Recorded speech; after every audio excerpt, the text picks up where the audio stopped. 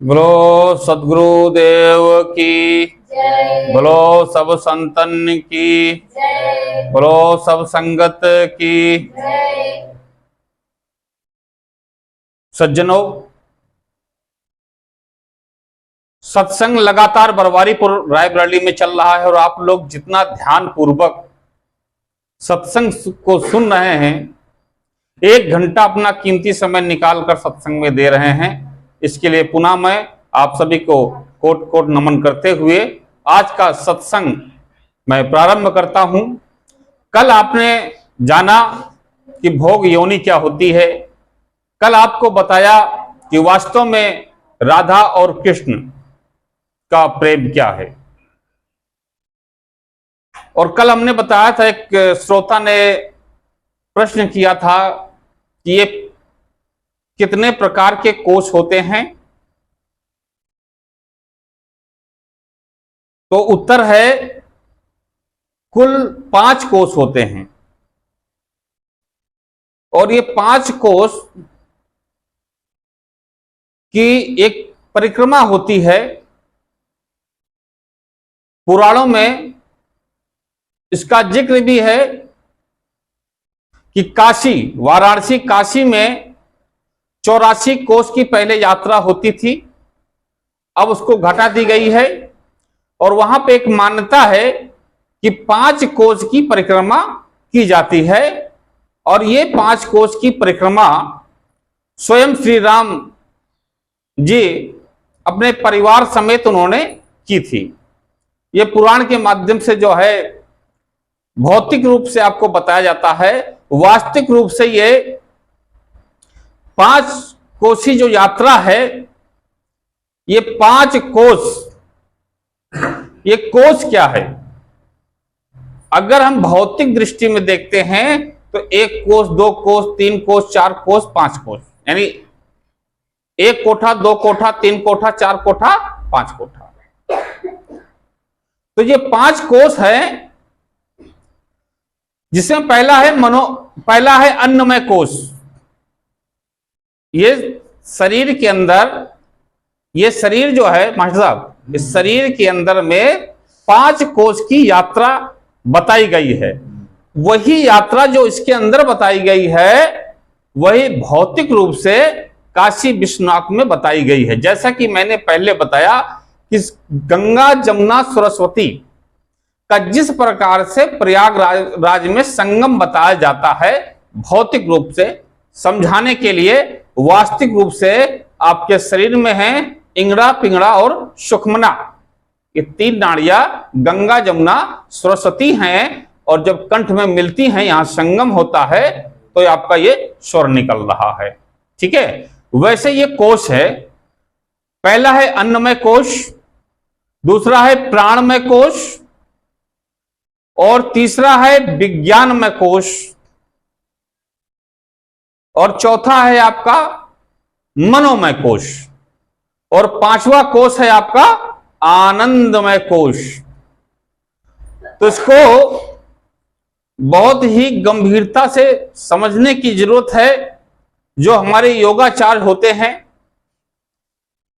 वो आपको विधि विधान से विस्तार से इसको समझा सकते हैं योग क्रिया के माध्यम से कि ये जो 5 कोष की यात्रा है योगी कैसे करते हैं। पिंटू साहब, ये 5 कोष की जो यात्रा बताई जाती है काशी के अंदर, जो मान्यता है कि 5 कोष की परिक्रमा होती है, वास्तव में ये 5 कोष हमारे शरीर में हैं और यहीं पर 5 कोष की यात्रा होती है।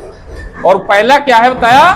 अन्नमय कोष, दूसरा है प्राणमय कोष, तीसरा है विज्ञानमय कोष और चौथा है मनोमय कोष।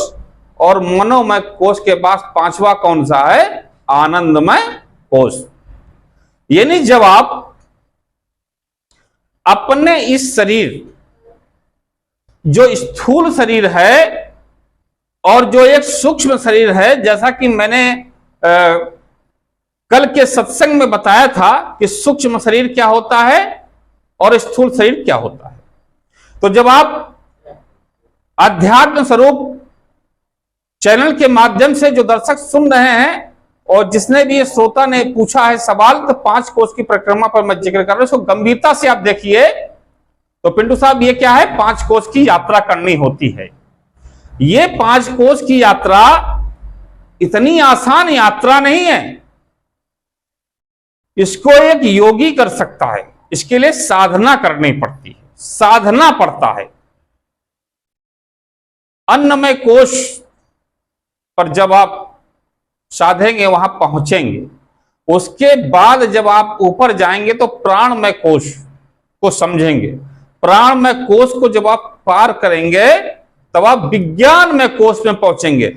विज्ञानमय कोश में पहुंचेंगे तो आपको यह मालूम पड़ेगा कि ये जो प्रकृति है हमारी, इस प्रकृति में क्या क्या है और किस तरह से ये कालचक्र चल रहा है। जिस प्रकार से जितनी चीजें आप पढ़ाई जाती हैं, ये आप जो संसाधन देख रहे हैं, सब विज्ञान है।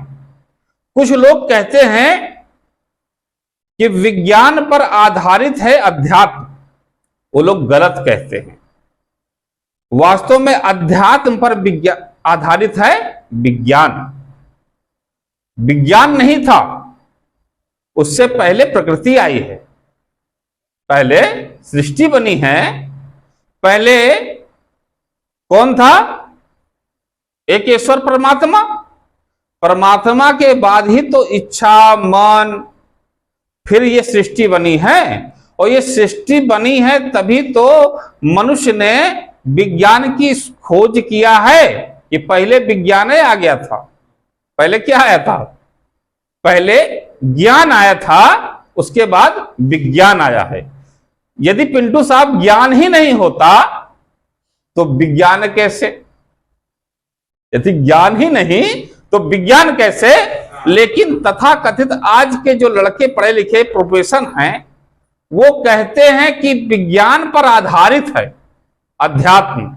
उल्टा कहते हैं, अध्यात्म पर आधारित है विज्ञान। और विज्ञान अभी भी खोज कर रहा है, यानी अभी भी वो प्रोग्रेस कर रहा है समझने की चीजों को, और काफी चीज समझ चुका है। तो ये 5 कोश की यात्रा, जब आप अन्नमय कोश, प्राणमय कोश और विज्ञानमय कोश को पार करते हैं तो आप मनोमय कोश में पहुंचते हैं। तो जब मनोमय कोश में जैसे ही आप जाते हैं, वैसे आप ये 3 लोक और 14 भुवन, यानी 7 पाताल, 7 आकाश, 14 लोक लोकांतर का भ्रमण करते हैं इसी शरीर में रहते हुए। पिंटू साहब देखिए क्या साइंस है। अभी पहुंचा नहीं है साइंस, साइंस पहुंचा नहीं है। अभी उसने खाली ये बताया है कि हां सूक्ष्म शरीर होता है, बस। परंतु उसकी गति क्या है ये नहीं जानता वो।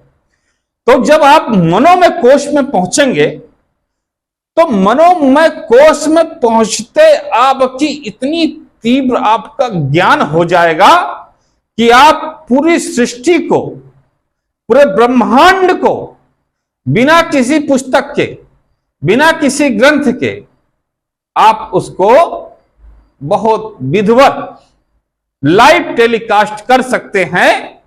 जिस प्रकार से कुरुक्षेत्र के मैदान में युद्ध हो रहा था और संजय गीता का ज्ञान आंखों देखा हाल बता रहे थे। क्यों पिंटू साहब? संजय साहब तो वहां नहीं थे ना, तो वहां वो ज्ञान जब बता रहे थे, जब पूछ रहे थे धर्मराज कि वहां क्या हो रहा है कुरुक्षेत्र के मैदान में, तो संजय क्या कर रहे थे? उस मनोमय कोश में बैठ करके लाइव टेलीकास्ट कर रहे थे। कमेंट्री जैसे क्रिकेट में होती है ना साहब, क्रिकेट में कैसे कमेंट्री होती है, ये मारा छक्का, ये मारा चौका, यहां ये हुआ, यहां ये हुआ। इसी प्रकार कुरुक्षेत्र के मैदान में जो गतिविधि हो रही थी उसका लाइव टेलीकास्ट कर रहे थे संजय। तो मनोमय कोश में जैसे आप जाते हैं, जो साधक मनोमय कोश में जाता है उसको किसी ग्रंथ, पोथी पत्रे की आवश्यकता नहीं पड़ती, जिसका साक्षात प्रमाण है सदगुरु कबीर साहब। आप सब लोग जानते हैं। और दूसरा प्रमाण आपको मिल जाएगा पैगंबर मोहम्मद साहब, टंडू साहब, कि वो कौन सी क्लास पढ़े थे। सदगुरु कबीर साहब किस स्कूल में गए थे, किस मदरसे में पढ़े, कहां से डिग्री लाई। जब वो कभी स्कूल ही नहीं गए, वो कहते हैं कि मैंने कागज और कलम को हाथ में ही नहीं लिया, यानी कागज और कलम को मैंने छुआ ही नहीं। तो जब कागज को और कलम को छुआ नहीं, किसी भौतिक ऐसी कोई वस्तु ली नहीं, तो उन्होंने इतना अगम का भेद कैसे बताया, यानी आनंदमय कोश को कैसे बताया। इससे सीधा सीधा प्रमाण होता है, जिस पर आज भी उनके ऊपर रिसर्च हो रहा है, वैज्ञानिक आधुनिक युग के कर रहे हैं, पीएचडी कर रहे हैं, रिसर्च कर रहे हैं उस पर, लेकिन पहुंच नहीं पा रहे हैं। तो ये है पिंटू साहब आनंदमय कोश। तो जिस श्रोता ने पूछा कि कोश कितने प्रकार के होते हैं, तो ये 5 प्रकार के कोश होते हैं। और ये कोश को अगर आप समझ गए तो आप समूल जितनी पूरी सृष्टि है और इसकी जो रूपरेखा, जो इसकी बनावट है, इसमें जितना भी आप ये समझिए कि धाम बने हैं, इस प्रकार से आप इसको समझ सकते हैं कि धाम कितने हैं। देखिए कुछ मैं आपको बताता हूं कि अगर ये यात्रा करते हैं जो कि, तो आपको 68 तीर्थ, यानी कि जो वेद में बताया गया है कि ब्रह्मा द्वारा बनाया गया 68 तीर्थ, ब्रह्मा थापा अकर्म कर्म पुण्य और पापा, इसी के अंदर कर्म और पुण्य का खेल चलता है। 68 तीर्थ ब्रह्मा थापा अकर्म कर्म पुण्य और पापा, 12 राशि नखत 27, 7 वार 15 तिथ लाइस। अर्थात कितने तीर्थ हैं? 68 तीर्थ। 68 तीर्थ कौन से हैं? काशी, प्रयाग, नैमिषारण्य, गया, कुरुक्षेत्र, प्रभास, पुष्कर, विश्वेश्वर इत्यादि कितने हैं? 68। उसके बाद क्या बताया? 68 तीर्थ, 12 राशि। 12 राशि कौन कौन सी है? अब देखिए, ये सदगुरु कबीर साहब बता रहे हैं, जिन्होंने कभी हाथ में किताब नहीं लिया। सदगुरु कबीर साहब बता रहे हैं कि राशि के बारे में 12 राशियां इस प्रकार होती हैं: मेष, वृष, मिथुन, कर्क, सिंह, और कन्या, तुला, वृषभ, धनु, मकर, कुंभ और मीन। ये 12 राशि है। 27 नक्षत्र हैं। कितने? 27 नक्षत्र। अश्वनी, भरणी, कृतिका, रोहिणी, मृगशिरा, और यह है आद्रा, पुनर्वसु, पुष्प, अश्लेषा, और यह है मघा, पूर्व फाल्गुन, उत्तरी फाल्गुन, हस्त, चित्रा, स्वाति, विशाखा, अनुराधा, चेत, मूल, पूर्वाषाढ़, उत्तराषाढ़, श्रवण, धनिष्ठा आदि कितने हो गए? 27 क्या हो गए? ये नक्षत्र। अब बताया 7 वार, ध्यान रखना 7 वार तो आपको सभी को मालूम है कि रविवार, सोमवार, मंगलवार, बुधवार, बृहस्पतिवार, शुक्रवार और शनिवार। कहां साहब? कुल 27 नक्षत्र हैं, 12 राशियां हैं, 7 वार है, 27 नक्षत्र। सदगुरु कबीर साहब ने बताया है 7 वार, रविवार, सोमवार, मंगलवार, बुधवार, बृहस्पतिवार, शुक्रवार और शनिवार 15 तिथियां हैं। 15 तिथि होती है। प्रथम जिसे पंडवा कहते हैं, दूज, तीज और चौथ, पंचमी, छठवीं और सप्तमी, अष्टमी और नवमी और 10वीं एकादशी, और 12 कहते हैं द्वादशी, त्रयोदशी और 14 और 15 पूर्णिमा, यानी कि शुक्ल पक्ष। इसी प्रकार कृष्ण पक्ष की तिथियां हैं। केवल उनकी 15वीं तिथि को, उन्हीं 15वीं तिथि को अमावस्या कहते हैं। ये सदगुरु कबीर साहब कह रहे हैं। आगे क्या कर रहे हैं? चारों युग तब बांधे तानी, चारों युग तब बांधे तानी, घड़ी दंड श्वासा अनुमानी, कार्तिक माघ पुण्य किन दीन्हा, यम बाजी कोई बिरले चीन्हा। अबे कैसे बंधन बन रहा है, इसी में सब उलझा हुआ है, सब उलझा हुआ है। तो सदगुरु कबीर साहब आपको बता रहे, अर्थात इसका उत्तर हुआ, फिर ब्रह्मा ने चारों युगों के साथ समय को नियमबद्ध तरीके से विस्तार से बांधा। समय को कैसे बांधा है यहां बता रहे हैं कि समय को कैसे बांधा है। जैसे पलक झपकने पर जितना समय लगता है, मास्टर साहब, जैसे पलक झपकने में जितना समय लगता है उसे पल कहते हैं। पलक झपकने में जितना समय लगता है उसे क्या कहते हैं? पल कहते हैं। 60 पलक को एक घड़ी कहते हैं। 60 पलक को एक घड़ी कहते हैं और एक घड़ी 24 मिनट की होती है। एक घड़ी 24 मिनट की होती है। 7.5 घड़ी का एक पहर होता है। 7.5 घड़ी का एक पहर होता है। 8 पहर का दिन और रात होता है। इसमें 24 घंटे होते हैं। 7 दिनों का एक सप्ताह और 15 दिनों का एक पक्ष होता है। 2 पक्ष, 1 मास, महीना और 12 मास का एक वर्ष होता है। 17,28,000 का सतयुग, 12,96,000 वर्ष का त्रेता युग, 8,64,000 वर्ष का द्वापर युग और 4,32,000 वर्ष का कलयुग होता है। चारों युगों को मिलाकर महायुग होता है। 12 महीने में कार्तिक एवं माघ इन 2 महीनों में पूर्ण वाला कह दिया गया है, जिससे जीव विभिन्न प्रकार के धर्म आदि करे। जीवों का इस प्रकार ब्रह्म बंधन में बंधने वाले यम निरंजन की बाजी दांव को कोई बिरला संत साधक ही समझता है। ये कौन कह रहा है? ये सदगुरु कबीर साहब कह रहे हैं, जो कभी स्कूल नहीं गए, इन्होंने ग्रंथ नहीं लिया। हमें आपको ये ग्रंथ देख करके बताना पड़ रहा, ये हमें आपको जो है ग्रंथ देख करके बताना पड़ रहा है।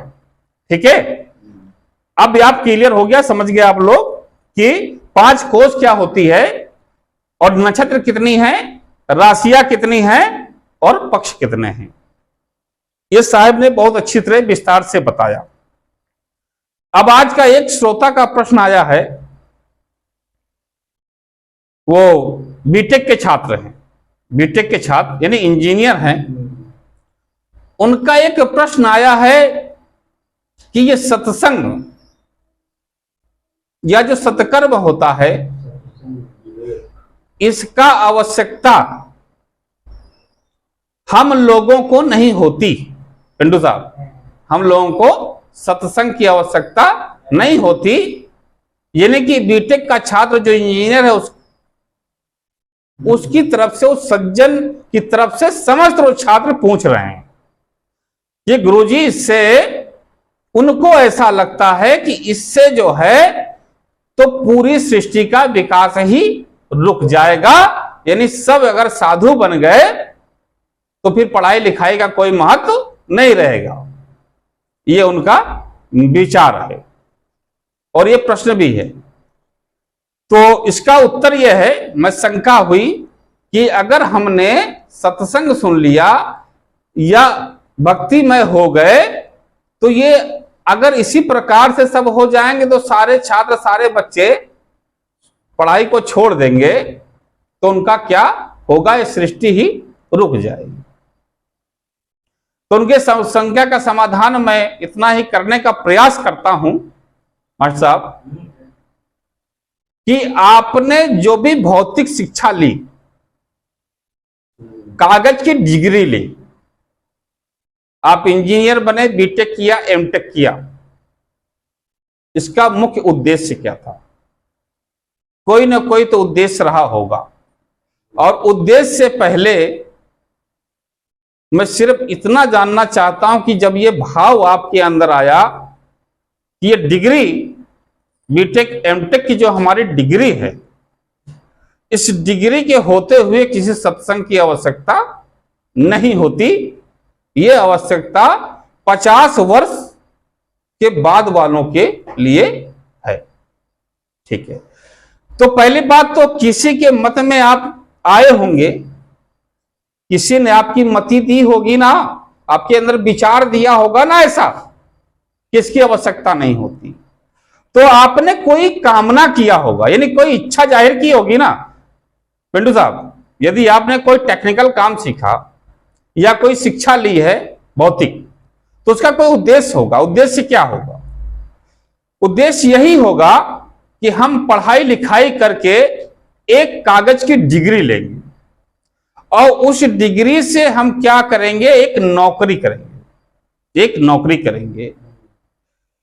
और नौकरी करेंगे तो उससे कुछ पैसे मिलेंगे। क्या होगा? पैसे मिले। इसको बहुत गंभीरता से लेना। यह सवाल सभी जितने आज के युवा उनके तरफ से है। पैसे मिलेंगे। आपने बीटेक कर लिया, एमटेक कर लिया, आपकी शुरुआती सैलरी हो गई 15 से 20 हजार। अब पैसा, उद्देश्य क्या है? सिर्फ क्या है?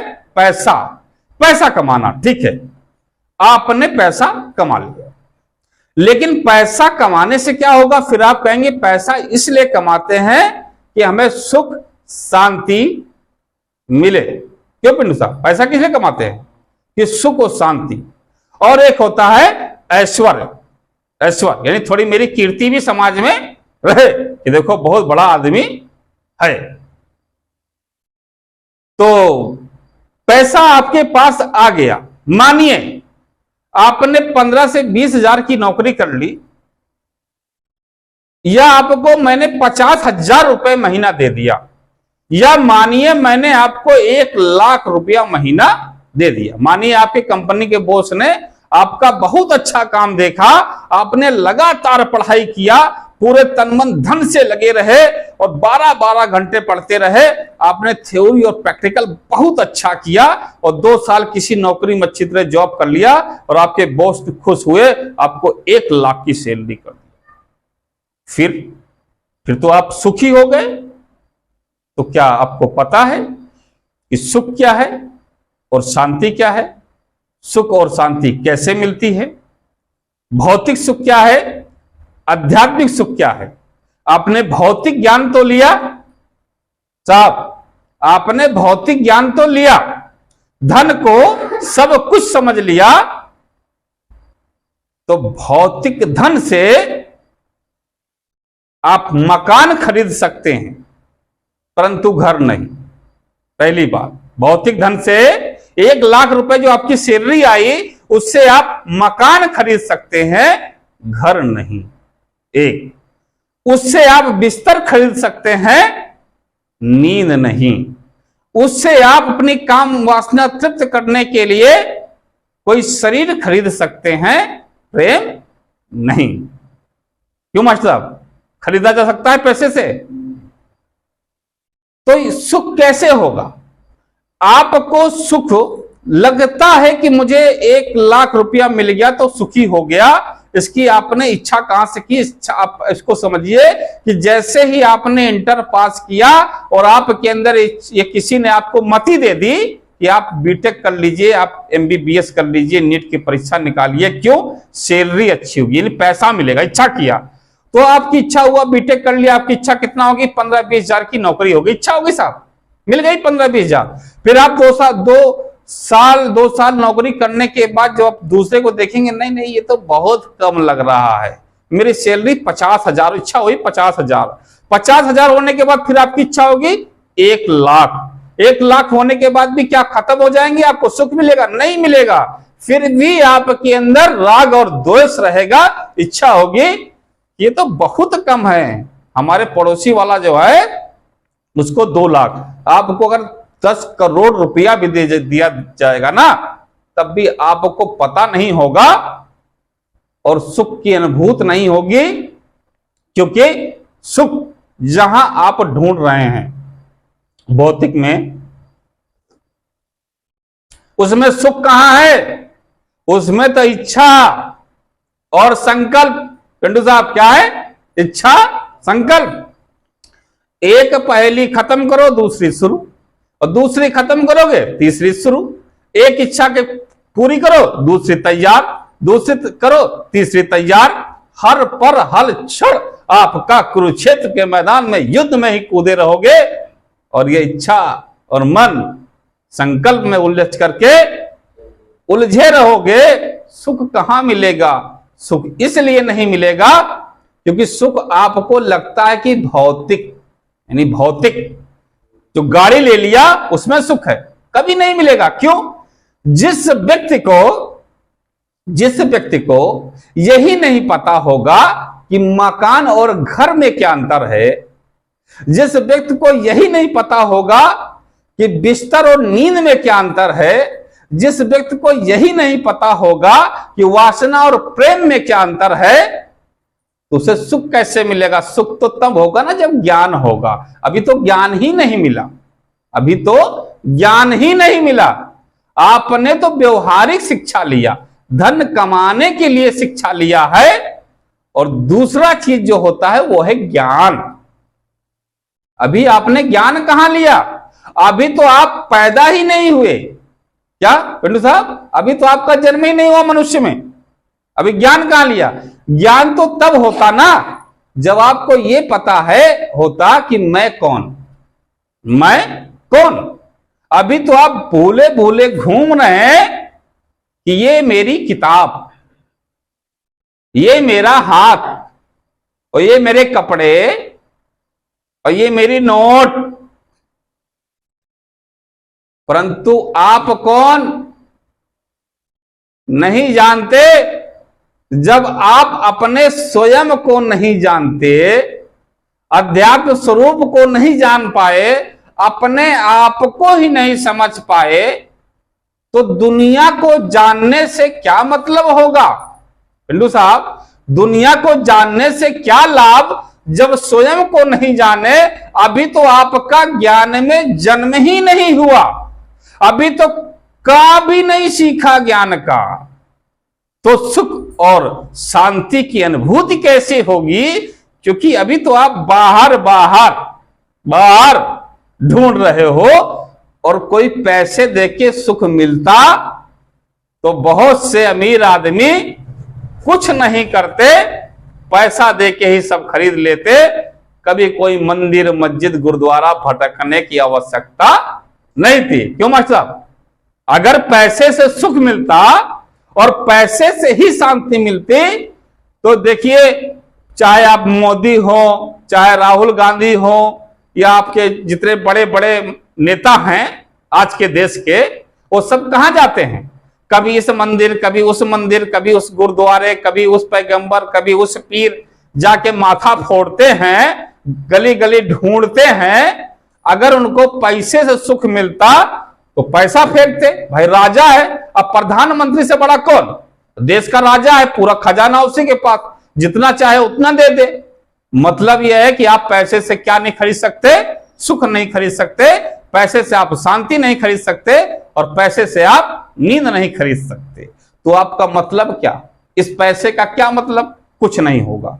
तो आपका ज्ञान, अभी आपका ज्ञान ही नहीं, आपके अंदर ज्ञान में जन्म नहीं हुआ है। तो जिस छात्र ने यह सवाल पूछा है उसको मैं यही कहूंगा कि आपने जो शिक्षा लिया है बहुत अच्छा है पिंटू साहब, बहुत अच्छा है। और आपने एमटेक की पढ़ाई किया है, ये बहुत अच्छा है। लेकिन इसके साथ साथ ये धन तो आपको मिल गया, शिक्षा तो लिया, परंतु ज्ञान, अपना ज्ञान लीजिए, निज ज्ञान। ये जानिए कि मैं कौन हूं। यदि आपको स्वयं का ज्ञान होगा कि मैं कौन हूं, तब आप ये तय कर सकते हैं कि मुझे क्या करना है, क्या नहीं करना है। तब उस धन का इस्तेमाल आप सही करेंगे, तब आप सही दिशा में जाएंगे और धर्म का पालन करेंगे। यानी आपके हर कर्म के पीछे धर्म का हाथ होगा। यदि आप धर्म को नहीं समझ सके, अपने आप को नहीं समझ सके, तो धर्म को क्या समझेंगे? और धर्म को नहीं समझा तो कर्म कैसा करेंगे? वो तो भौतिक है। पैसा क्या सिखाएगा आपको? पैसा तो सिखाता उसके अंदर क्या करुणा है, कि उसके अंदर प्यार है, कि उसके अंदर ममता है, कि उसके अंदर ज्ञान है। वो तो रुपया है, वो तो क्या है? एक वस्तु है, जैसा चाहो वैसा चलाओ। उसके अंदर कोई जान तो नहीं है, जान तो आपके अंदर है ना। तो सुख उसको थोड़ी लेना, सुख आपको लेना है। तो पहले आप स्वयं को जानिए। यदि आप स्वयं को नहीं जानते तो आपने अभी जो है ज्ञान में आपका जन्म ही नहीं हुआ है, आपका भी नहीं सीखे हैं, तो ये भौतिक शिक्षा आपके लिए किसी काम की नहीं है। यह हुआ उत्तर। अब आता है यह कि मतलब कि ये जितने लोग पढ़ रहे हैं इन सबको ज्ञान नहीं है, बिल्कुल नहीं है। क्योंकि जिसको स्वयं की पहचान नहीं है, जो स्वयं को जानता ही नहीं है, वो किसी को क्या बताएगा कि सुख कहां है और दुख कहां है। ठीक है, तो भौतिक सुख आपको पैसे से मिलेगा, लेकिन आत्मिक सुख, वास्तविक सुख आपको पैसे से नहीं मिलेगा। और दूसरा चीज आपको मालूम होना चाहिए कि आप ये सोच रहे हैं मास्टर साहब कि आपकी ये जो कागज की डिग्री है इससे मुझे धन मिल जाएगा, इससे मुझे वैभव मिल जाएगा, इससे मुझे यश मिल जाएगा। आपको विश्वास है कि इससे मिल जाएगा, मिलेगा ही, ये आपको विश्वास है। और अगर धन कागज की इन डिग्रियों से मिलता तो साहेब कबीर जो कभी स्कूल नहीं गए, पिंडू साहब कभी स्कूल नहीं गए, कभी किसी कागज को छुआ ही नहीं, और भारत ही नहीं पूरा विश्व का जाने कितना बीटेक और एमटेक का रिसर्च करने वाला भी उनके ना रहने पे उनकी जो है वो जो ग्रंथ बीजक के पीछे पड़ा हुआ है, रिसर्च कर रहा है कि साहब होते तो मुझे बहुत सीधा सा ज्ञान बता देते, उनके चरणों में पड़े हैं। वो कैसे पड़े हैं? वो तो डिग्री नहीं लिए थे ना, तो उनका नाम यश कैसे है? उसके बाद आइए आप, पूरे विश्व में भारत के अंदर सनातन धर्म को माना जाता है, तो विश्व में इसके बाद सबसे बड़ा धर्म है इस्लाम धर्म, जिसके संस्थापक कौन थे? पैगंबर मोहम्मद साहब। वो कौन सी स्कूल में गए थे, किस मदरसे में गए थे और कौन सी किताब पढ़ी थी? तो उत्तर होगा वो किसी मदरसे में नहीं गए, किसी स्कूल में नहीं गए, उन्होंने किसी तरह की कोई शिक्षा हासिल नहीं की थी। उन्होंने तप किया था और स्वयं को जाना था, और स्वयं के जानने के बाद स्वयं को जान करके 7 आसमान की शिक्षा वो अपने कुरान शरीफ के माध्यम से संसार को दे गए। इस पे लोग चल रहे हैं, उनकी यश नहीं है, उनकी कोई कीर्ति नहीं है। क्यों पिंडू साहब? उनको कोई नहीं जानता। कितने जाने गल्फ कंट्री के जाने कितने विद्वान, कितने धनी, कितने धनी, कितने धनी, कल्पना नहीं कर सकते कितना धन होगा, लेकिन मक्का में जाकर के वहां पर माथा टेकते हैं। तो अगर कागज की डिग्री में होता तो फिर इनका सम्मान क्यों? सम्मान तो कागज की डिग्री का होना चाहिए था। संत कबीर के बाद आप ले लीजिए संत रैदास, इनके पास कौन सी डिग्री थी? तो कोई डिग्री नहीं। अरे उसको भी छोड़िए पिंटू साहब, मैं आपको लेटेस्ट ताजा उदाहरण देता हूं ये छात्र की बात के ऊपर, कि अभी वर्तमान में पंतंजलि योगपीठ के संस्थापक बाबा रामदेव हैं, जिनके पास कोई डिग्री नहीं है। मास्टर साहब कोई डिग्री नहीं है, इस तरह की कोई बीटेक, एमटेक या एमबीबीएस या इस प्रकार की किसी तरह की कागज की डिग्री नहीं है। लेकिन वो तो साधारण से यादव कुल में उनका जन्म हुआ। पिंडू साहब यादव कुल में उनका जन्म हुआ, और जन्म होने के बाद 7-8 साल में उनका जो है प्रेम हो गया संतत की धारा में, और चले गए गुरुकुल। गुरुकुल से एक मात्र हाई स्कूल, मानिए कि हाई स्कूल की शिक्षा लिया, या इंटर की शिक्षा लिया, यानी कि ग्रेजुएट नहीं किया, यानी कोई डिग्री कागज की नहीं ली, जहां तक मुझे जानकारी है। लेकिन उन्होंने कागज की कोई ऐसी डिग्री नहीं ली। पिंटू साहब देख, सोचने की बात है, कोई कागज की डिग्री नहीं ली, कोई बीटेक एमटेक नहीं किया, उन्होंने कोई पीएचडी नहीं किया, उन्होंने कोई जो है बहुत बड़ी उपलब्धि का औपचारिक ज्ञान जो होता है नहीं लिया, लेकिन अमेरिका के रिसर्च करने वाले डॉक्टर और भारत के तमाम साइंटिस्ट, वैज्ञानिक और इतना ये आपके बीटेक एमटेक वाले जितने भी हैं, हजारों लोग एक बाबा रामदेव जो कि मात्र योग सिखाते हैं, उनके चरणों में पड़े रहते हैं। उनके पास कोई डिग्री नहीं है इस प्रकार की, जिस प्रकार की डिग्री आपके पास में है। तो आपने कैसे विश्वास कर लिया कि डिग्रियों से ही सम्मान मिलता है? और आपने ये कैसे किसने आपको बता दिया कि डिग्रियों से ही धन आता है? ये आपको कैसे बताया? आप किस मति में हैं? आपकी जैसी मति है वैसी आपकी गति होगी, ये ध्यान रखिएगा। क्योंकि किस्मत, मास्टर साहब इसको बहुत सावधानी समझिए, किस्मत क्या है? किस्मत का अर्थ क्या हुआ पिंटू साहब? किस्मत, किस प्लस मत, अर्थात किसके मत पर चल रहे हो। किस्मत का अर्थ है किसके मत पर। यदि आपका जो गुरु है बताने वाला भौतिक कि मात्र धन यानी कि पैसा कमाने की पद्धति जो आपको सिखा रहा है, वो बता रहा है मात्र कागज की डिग्री से ही धन कमाया जा सकता है और मात्र कागज की डिग्री से ही यश आ सकता है, तो आपको खुद भी नरक में जाएगा और आपको भी नरक में ही ले जाएगा। क्योंकि वास्तव में ये सारा खेल प्रारब्ध का होता है। ये जो आज आपके पास है, जो आज हमारे पास है पिंटू साहब, जो आज हमारे पास है, कि हमारे पास मानो 1 करोड़ की आज प्रॉपर्टी है, तो ये हमारी आज की नहीं है, ये हमारी अज्ञानता है कि हम इसको ये कहते हैं कि हमने ये पुरुषार्थ किया, ये कर्म किया, इस कारण से ये ऐसा हो गया।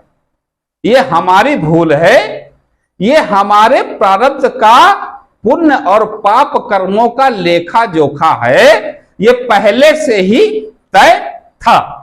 अगर हम डिग्री करें तो भी इतना ही मिलता, अगर हम डिग्री नहीं करेंगे तब भी इतना ही मिलेगा, क्योंकि पहले से ही निश्चित तय है। अजगर करे न चाकरी, पंछी करे न काम, और संत मलूका कह गए सबके दाता राम। इसका मतलब क्या हुआ? इसका मतलब आलस्य नहीं बताया है, उन्होंने वो दिव्य ज्ञान दिया है कि आपके प्रारब्ध जो आप पहले पाप और पुण्य कर्म किए हैं, और पाप पुण्य कर्म करने के बाद जो मनुष्य योनि में आए हैं, और मनुष्य योनि में आने के बाद जो आपने कर्म किए, पुरुषार्थ किए हैं, तो ये अभी जो किया है ये पहले वाला है, और जब अब कर रहे हो इसको कब मिलेगा? बाद में। सीधा सीधा इसको समझाता हूं कि अगर बैंक में आप जाएंगे तो ये बताइए कि पहले ही आप एटीएम डालिए, पैसा निकल आएगा? क्यों निकल आएगा? नहीं ना। उसके लिए क्या करना है? पहले आपको उसमें खाता खुलाना होगा, खाता खुलाने के बाद उसमें आपको पैसा जमा करना होगा। जब आप उसमें पैसा जमा करेंगे, धीरे धीरे जोड़ जोड़ के उसमें पैसा जमा करेंगे, तभी तो बाद में बैठ करके जब आपको आवश्यकता पड़ेगी तो एटीएम डाल के निकालेंगे पैसा। कि पहले ही डायरेक्ट पैसा डाले नहीं निकाल लेंगे। वैसे ही हमारा जीवन का जो है काल चक्र जो चल रहा है, ये हमारी भूल है कि हम इसमें ऐठे ऐठे फिरते हैं कि जो 1 करोड़ की प्रॉपर्टी है ये हमने बनाई नहीं है, ये पहले से ही बनी बनाई तय है। ये राम का अवतार होगा पिंटू साहब, राम का अवतार पहले से होगा इसका प्रारब्ध कब बना? पहले से तय किया। किसने किया? किसने किया साहब? वाल्मीकि जी ने किया। वाल्मीकि जी जब उनको 5 कोस की यात्रा और पूरा उनको ब्रह्मांड का ज्ञान हो गया राम की कृपा से, राम की महिमा से, उस परम राम आत्मा राम की कृपा से, तो राम की उत्पत्ति हुई, यानी कि पहले ही प्रारब्ध बना। एक बात बताइए पिंटू साहब, अगर आपको बंबई जाना है तो आप पहले क्या करेंगे? मानिए बंबई में आपको मामा के यहां अपने जाना है, तो आप क्या करेंगे? पहले ऐसे घर से निकलेंगे, मामा के यहां पहुंच जाएंगे? नहीं ना। पहले आप घर से निकलेंगे तो पहले ये पता करेंगे कि मामा रहते कहां हैं। तो भाई बंबई में, फिर वो पता करेंगे आप कि बंबई में किस जगह रहते, फिर आप पता करेंगे वो जगह पे कौन से मकान नंबर में रहते हैं, है ना। उससे पहले आपने ये पता कर लिया कि उसका पता क्या है, मामा जी का एड्रेस पूरा, बंबई में कहां जाना है, कांदे वाले ईस्ट जाना है, वेस्ट जाना है, कहां जाना, पहले से तय करेंगे पिंटू साहब कि डायरेक्ट पहुंचेंगे। अच्छा, उसके लिए अब यहां से तैयारी कैसे करेंगे आप? उसके लिए पहले बैग वैग तैयार करेंगे, फिर आप पूछेंगे लोगों से कि भाई बंबई कौन सी ट्रेन जाती है, तो पता करेंगे स्टेशन कहां है, फिर पता करेंगे ट्रेन कौन सी जाती है। चलो स्टेशन पहुंच गए, ट्रेन पहुंच गए, लेकिन अभी भी नहीं पहुंच सकते आप, क्योंकि ट्रेन तो वहां बहुत सारी है। फिर वो ट्रेन के नंबर से वो अपनी ट्रेन पता करेंगे, चलो ट्रेन मिल जाती है, तब भी आप नहीं जा सकते। ये पता करेंगे पहले से कि भाई मेरा डिब्बा नंबर कौन सा है, और उस डिब्बा नंबर के अंदर मेरी सीट कौन सी है जिसपे मैं बैठ के लेट के वहां तक पहुंचूंगा। तो ये बताइए कि आप जब अपने घर बरवारीपुर से अपने मामा के यहां जाने, बंबई जाने के लिए पहले से आपको प्रोग्राम बनाना पड़ा कि आप सीधा ही पहुंच गए? पहले आपने प्रारब्ध बनाया ना, पहुंचने से पहले आपने प्रारब्ध बनाया, पूरा उसका एक रूपरेखा आपने तय किया कि हमको यहां से निकलना है और यहां होते हुए यहां पहुंचना है। इसी प्रकार से जब ये जीव मनुष्य योनि में आता है और जन्म लेता है, इससे पहले ही इसका प्रारब्ध सेट होता है। मास्टर साहब, पहले इसका प्रारब्ध सेट होता है, इसका पूरा प्रोग्राम पहले से ही फिट होता है कि ये जीवात्मा कहां जाएगी और इसका पुण्य और पाप कर्म क्या है, और कैसे कैसे इसके साथ घटना चक्र होगा, और किस प्रकार से ये सुख और दुख को भोगेगा। तो ये हमारा क्या था? प्रारब्ध था। आपको ज्ञान न होने के कारण से आपको मात्र एक किताबी ज्ञान मिला, भौतिक शिक्षा मिला, कागज की महज एक टुकड़ी मिली, जो मात्र पैसा से है। पैसे के अंदर क्या है? वो नोट जो है, वो नोट के अंदर क्या है? उसके अंदर मोह है। उसके अंदर क्या है भाई? मोह अंदर, हमारे अंदर है, माया हमारे अंदर है, सामने वो माया है, लेकिन क्या उसके अंदर करुणा है? क्यों पिंडू साहब? उस नोटियों कहिए कि वो बोले, करुणा दिखाए, प्रेम दिखाए, मोह दिखाएगा? नहीं दिखाएगा। तो ये आपके अंदर ज्ञान न होने के कारण से ऐसा लगता है कि अगर ये डिग्री नहीं होगी तो मैं धनवान नहीं बन सकता, ये डिग्री नहीं होगी तो मेरे अंदर यश नहीं होगा, अगर ये डिग्री नहीं होगी तो सुख और शांति नहीं मिल सकती। ये आपकी भूल और भ्रम है। सबसे पहले अगर आपको अपने जीवन को मंगलमय बनाना है तो पहले स्वयं को जानो कि मैं कौन हूं, मैं कौन हूं, और मेरे द्वारा ये जो सृष्टि है इसकी रचना कैसे हो रही है, और ये कर्म जो होंगे किस प्रकार से होंगे। तो आप कर्ता ना बन के आप दृष्टा बनिए। पहले आप दृष्टा बनिए और पहले अपने ज्ञान में उतर के यहां देखिए और दोनों को तौलिए। क्यों? तौलिए कि एक आदमी स्कूल गया, एक आदमी स्कूल नहीं गया। पिंटू साहब, एक आदमी तो रात दिन बोरा ढो रहा है और एक दिन रात दिन जो है पढ़ रहा है, लेकिन कभी कभी देखते क्या है कि वो जो पढ़ने वाला है उसी के यहां वो बोरा ढो रहा है। पिंटू साहब, जो बड़ी मोटी मोटी किताब पढ़ने यूनिवर्सिटी गया और एक आदमी बोरा ढो रहा है, जब आप उसको दृष्टा बन के देखेंगे तो क्या देखेंगे कि जो यूनिवर्सिटी वाला था उसी बनिया के यहां जो वो बोरा ढोने वाला है उसी के साथ का है। यानी एक साथ दोनों निकले, एक चला गया बोरा ढोने और एक चला गया यूनिवर्सिटी पढ़ने, और दोनों 4 साल 5 साल का वक्त बीता, एक कागज की डिग्री लेके आ रहा है और दूसरा बोरा ढो रहा है। लेकिन बाद में डिग्री वाला 2 साल परेशान होकर के जब घर बैठ गया तो बाद में उससे डबल नौकरी मिली, वो बोरा ढोने वाले के यहां। वो बोरा ढोने वाला मालिक है और डिग्री वाला नौकर है। तो इससे ये मत समझिए कि आपका अपमान है या आपकी जो मेहनत आपने पुरुषार्थ करके जो शिक्षा अर्जन किया उसमें कोई दोष है। नहीं, ना आपके जो है पुरुषार्थ करने में कोई दोष है, ना आपके वो पढ़ाई करने में कोई दोष है। दोष आपके प्रारब्ध में है, क्योंकि प्रारब्ध में वो आपका शुभ कर्म ही नहीं है कि जो आपको राजगद्दी मिल सके, आप मालिक बन सको। तो इससे मुझे ऐसा लगता है कि आपके शंका का समाधान हो गया हो, और अगर अभी भी नहीं होगा तो आप ये देखिएगा कि जो भी आपका घर में जो आपका गुरु है, जो इस मति पे चलाने वाला है, ये देखिए क्या आपने एमटेक किया है, तो क्या उसने एमटेक किया है?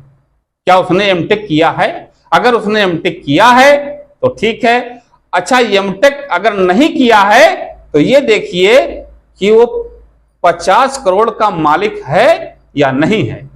अगर है तो फिर उससे पूछिए और देखिए दृष्टा बन के कि क्या वो सुखी है, क्या वो सुख और शांति है उसके पास? तो मिलेगा नहीं। जब आपको मति यानी आपकी मति देने वाला, आप किस मत पर चल रहे हैं, जब आपको मत देने वाला ही खुशी नहीं है, उसको ही सुख शांति नहीं है, और वो तो आपके समान भौतिक शिक्षा भी नहीं लिया है, यानी एमटेक भी नहीं है, तो सोचिए आपका हाल क्या होगा साहब। इसलिए जब आप किसी ज्ञानी के पास बैठेंगे, आप किसी ज्ञानी के पास बैठेंगे, गुरु के पास बैठेंगे, तो आपको वास्तविक ज्ञान होगा कि सुख और शांति क्या होती है। तो मुझे आशा है कि आप समझ चुके होंगे, और समय भी काफी हो रहा है। और बरवारीपुर के जितने आयोजक गण हैं, पिंटू साहब है, उसमें मास्टर साहब हैं, और 2-4 लोग, जिन लोगों ने मेहनत किया, पूरी मेहनत से इस कार्यक्रम, आध्यात्मिक जो सत्संग कार्यक्रम का प्रवचन का व्यवस्था किया, बहुत अच्छी व्यवस्था उन्होंने किया है। और उनके माध्यम से यह अध्यात्म स्वरूप चैनल जो स्वयं को जानने का ज्ञान देता है, उससे जो दर्शक हमारे इस YouTube वीडियो के माध्यम से उसका लाभ लेते हैं, उसका पुण्य कर्म भी उन्हीं आयोजकों को जाता है। क्योंकि यदि वो नहीं होते तो शायद ये सत्संग कार्यक्रम शायद नहीं होता।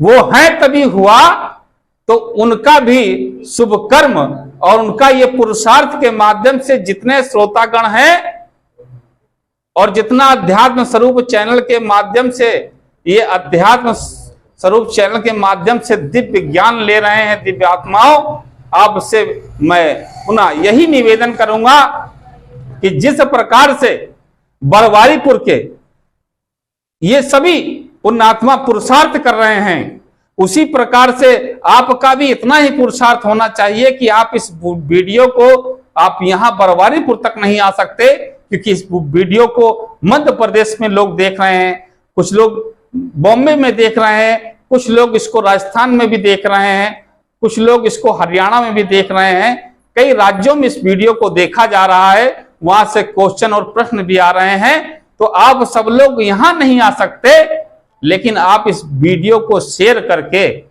आप लोगों तक पहुंचाएंगे तो ये जो पुरुषार्थ करने वाले, जिनकी मेहनत लगी है, जो ये आयोजक हैं बरवारीपुर के अंदर इस सत्संग कार्यक्रम का जो आयोजक जिन्होंने करवाया, जो लगातार इसमें सहयोग करते हैं, और हमारा भी 1 घंटे का बोलने का जो समझाने का पुरुषार्थ है, उसमें भी मैं तभी समझूंगा यदि एक भी व्यक्ति के अंदर ज्ञान का बोध हो गया, उसको आत्मबोध हो गया, या उसके तरफ उस पथ पर चलने के लिए वो तैयार हो गया, या सत्य और असत्य को पहचानने के लिए उसका मन बन गया, उसका भाव बन गया। अगर उसका भाव एक का भी बनता है तो जैसे भाव बनेगा वैसा विचार बनेगा, और जैसा विचार बनेगा वैसा व्यवहार बनेगा, और जैसा व्यवहार बनेगा वैसा उसका संस्कार बनेगा।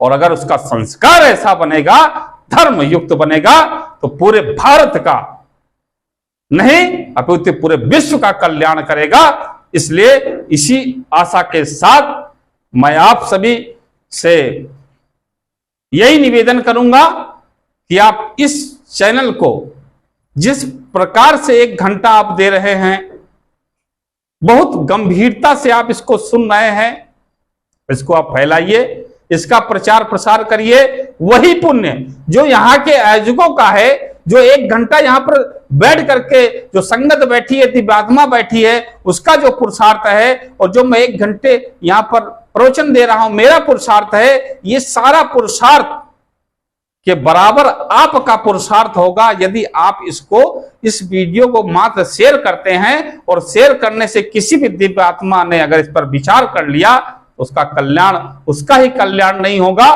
पूरे देश का अपितु पूरे विश्व का कल्याण हो सकता है। क्योंकि किसी को पता नहीं है कि कौन सा बीज कहां खिलेगा, कोई किसी को नहीं पता है कि कौन सा बीज कहां खिलेगा, किसी को नहीं पता है कि कौन सा बेटा राम बन जाए, और किसी को नहीं पता कौन सा बेटा कृष्ण बन जाए, किसी को नहीं पता कौन सा बेटा महावीर बन जाए, किसी को नहीं पता कौन सा बेटा बुद्ध बन जाए, तो किसी को नहीं पता।